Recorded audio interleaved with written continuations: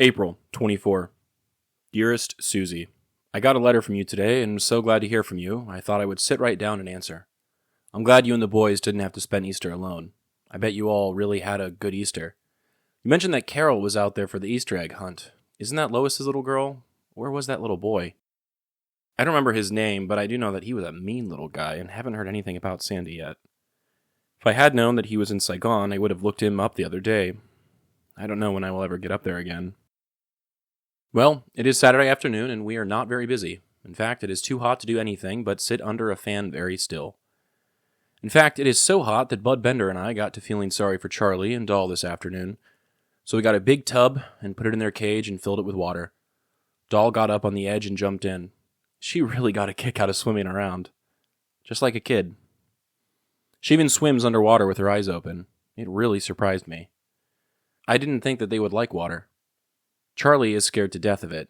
He is more like I expected a monkey to act. Anyway, he won't get near the water. Well, Friday is payday, and of course I already have my money spent as soon as I get it. Payday, I want to get myself a camera. Also, I had a suit made this month, and it is a beauty. I paid $145 for it. It is made of Italian silk and would probably cost $150 at home. It will be ready to pick up payday. I had to go to town 3 times for fitting. They take a lot of pains with the suit. By the way, I never did get that picture I asked you for. What is the holdup? As I told you before, we got a free 7-day leave while we are over here. I wasn't planning to take mine. In fact, if I could take it when I come home, I wouldn't even think of it now. But if I don't take it, I will lose that time, and by now I hate this place so bad I will take any opportunity to get out of here. So I was thinking maybe I will go to Hong Kong in June or July. There's nothing that I want from there, but it is not Vietnam. So, whatever month I decide to go, probably July, I want to keep our extra check that month. Anyway, that is 2 months off, so I'll let you know for sure later. Well, I guess I'd better close for now. I don't want to spoil you. This is 2 letters in 2 days. First thing you know, you'll be thinking you're a big deal or something. As far as I'm concerned, you are. I love you very much. Kiss the boys for me. All my love. Bill. In today's letter, Poppy is writing from what sounds like a quiet, painfully hot afternoon in Vinh Long. There's no mission on the docket, no combat news to report, no emergencies in the air, just a fan blowing warm air and 2 monkeys trying to beat the heat. According to the internet, it was probably in the mid-90s, which I'm sure paired with the humidity was pretty bad. He tells a story about Charlie and Doll, the monkeys, who got a special treatment that afternoon. He and another soldier filled a tub with water in the heat, and Doll immediately jumped in. She swam around like a child, even dipping underwater with her eyes open, something that surprised him. Charlie, on the other hand, wanted nothing to do with it. He's more like I expected a monkey to act, Poppy writes, scared to death of it. I love this detail. Not just because it's funny, but because it's one of the only letters where we see Poppy and another soldier doing something purely for the sake of kindness and for fun. It almost feels like they're normal 28-year-old guys just trying to do something for entertainment. Then comes a classic Poppy line. Payday is Friday, and of course I already have my money spent. This month, the big purchase is a suit.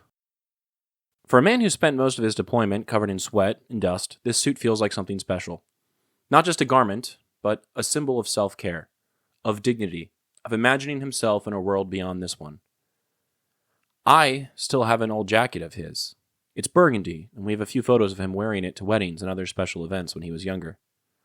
Could it be the one he mentions here?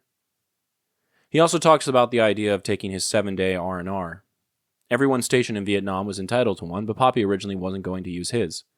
He figured if he could just save that time and roll it into his return home, it would be worth it, but at this point, after months of monotony, anxiety, and grief, he's changing his mind.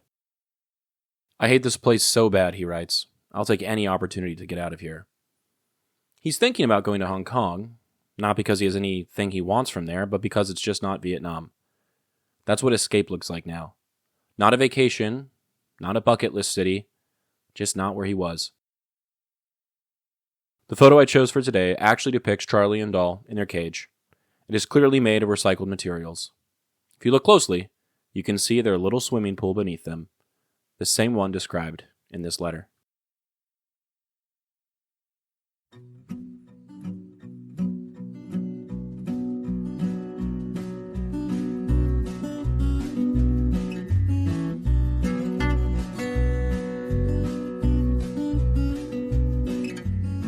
I'm Alex Lowy, and I hope you have enjoyed listening to this episode of Dearest Susie, and receiving messages from the past that my Poppy wrote exactly 60 years ago. I sincerely appreciate your time and interest. Please consider following the podcast on your preferred platform, and if you're enjoying it, I kindly ask that you take the time to rate the show and leave a review. Also, please follow the project on YouTube, X, and Instagram. All likes, comments, shares, and reviews will help grow the reach of this story. The links for these things should be in the description of this episode. Please feel free to email me at dearestsusiepodcast@gmail.com if you have anything you'd like to say. I'd love to chat or to hear about your stories as well. Thank you for listening, and God bless.